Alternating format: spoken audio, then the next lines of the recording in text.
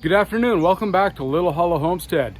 Today we're going to be trying something completely different. I've never tried this in my entire life. We're going to go learn about pigeons and how to raise pigeons successfully and how to best care for them and things to watch out for as you're taking care of your flock. So I've got a young man who reached out to me. He's a very early subscriber to this channel and a big fan, and expressed interest in explaining how to do pigeons and how to raise them successfully. So jump in the truck, let's head over to his place and let him educate us all.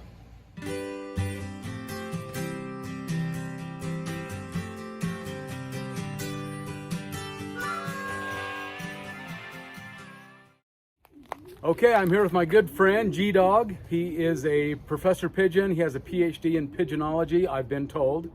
So he's gonna walk us through the ins and outs of how to properly care for pigeons, how to fly pigeons, the satisfaction he gets from raising pigeons, and we'll all learn together. So let's get started. Well, I breed pigeons and I race them. This is the pigeon pen on this side. The newer one is my breeder section, and then this is my third section, and then this is all my single cages. So what do you use your third section for? Breeders too. Oh, it's still breeders, so two breeder pens? I have two breeder pens, and this is my flying Yep. loft. So they come and they land right here in this platform and they go back into the coop? Yes. And they can't get back out? No. Cool. And then I have blue bars, blue checks, grizzles, red checks, mealies, pure whites, what else I got? And pieds. And the ones that will fly the better, because the hawks won't get them very much, is the blue bars and blue checks. Why is that? Do you know? Why is that? Because the grizzles, the red checks, and the mealies are very good targets on that. And I got black pigeons as well. And so the hawks don't like those? Yeah, they don't like them because they could target on one of them and get one of them. And oh, the pigeons can get the hawk? No, the hawks will get the pigeons that don't stick out in the group. Oh, like the grizzles. So it's the ones that stick out. Yes. That look different. Yes. Oh, okay. All right. And they fly pretty dang good because I got good bloodlines from other pigeon guys that is in my neighborhood. And I get some free birds and I pay for some of them, not all of them, but majority of my birds, so what I have I get for free because of the guys. Okay, so Garrett, I got a couple of questions for you. So since you've been in the pigeon business, which hasn't been too long, how long have you been doing this? Probably for 2 years now. For only 2 years. How many pigeons have you raised from egg to flying birds? Probably 50 young birds. 50 young birds already? Yeah. In his young career? Yeah. That's awesome. And so the pigeon group you're a part of, how big is it? Is there a lot of guys that kind of help each other? You guys help each other out, or? Yeah, we help each other out with young birds. If anybody else needs young birds, I will breed extra young birds for them to fly. And yeah, there's like 14, 15 of us. That's cool. Maybe more of us. Okay. But all right, well, let's hop in the coop here and you can take us on a tour. So we were just talking, how important is the right type of feed for your pigeons? Well, the right type of feed, Go back out that way.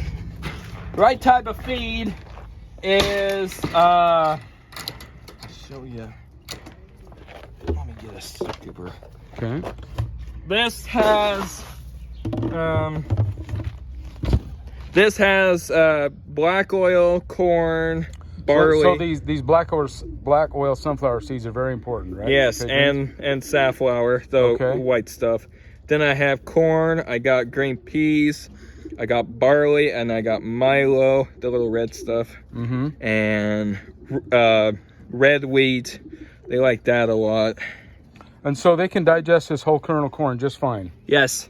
Okay. But, and then I have this stuff over here. It's Oh, oyster shell, isn't it? it's oyster shell, Okay. but they like this too. But they like the red red grit that I have gotten from Leland Mail too. Mm-hmm. And I got a different kind of grit too. Okay, so they use that to help grind up the corn and the yeah, grains. everything Okay. else. But kind of like a chicken. Yeah, kind of like a chicken. Yeah. Okay, now we go in the coop and go on a tour here. Okay, Oh, yeah. so this is just one of your brooder pens, huh? Yeah, breeder pens. Yeah. Breeder, not brooder. Sorry. You got a lot of birds in here. Yeah, I maybe have of the total of birds in here that I have in this section, number 2 section, number 3 section, and the single cages, and I got more birds up by the apple tree too. Oh. I maybe have 200. Holy cow! That's a crap load right now, but Is that like considered an addiction when you have about 200 birds? yes, it's addiction. Yeah, I think so. And yes, I got cocks and hens still in here because I still got those 2 babies that are getting really close to being winging off. Then I can separate my hens and cocks. Maybe maybe we can do another video if I'm separating my cocks and hens too. Maybe one of these times we'll tag along and go out with a release and do a release. so you drive out about how far? We go to Lincoln Beach to. So that's like 20 miles. Yeah, and then we go to Pelican Point. Well, that's probably more like 50. And then we go to Saratoga Springs. Then we go to more other releasing points. Wow. And so do you always get all your birds back when you release them? some days, yes. Some of there is some slow birds that I have. That I sometimes I lose them, and some days that it takes them maybe 2 or 3 days to get back home. Okay. But yeah, it's just okay. You lose some birds, and yeah. Okay. So I know the floor is important. Could you explain why the flooring in a pigeon, is it a coop or a loft, or what do you call it? It's a loft, and you don't want to have pigeons on a dirt floor. Why is that? Because of a disease and all of that. I told you he was Professor Pigeon. It could carry like the other birds. Oh, okay. And that did happen to me this year. It kind of sucks, but okay. I got it under control. But yeah, it's just you gotta have a clean floor, and yeah. Awesome. And it's easier for me to catch. Okay, so does this one have a band on it then? Yes. Oh, it does. It does have a band on it. Okay, let's look at the bands. So it's got 2 bands. I got, yeah. Here, move this one hand. There we go. So it has 2 bands. Yeah. How come? Because this is the racing band. It's 2022. It's last year's baby. And then this will tell me apart, like first round, second round. If this bird had a second band with this other band on it, it'd be a second rounder. But it's a first rounder. Okay, I'm sure that makes sense in the pigeon world. Yeah. Okay.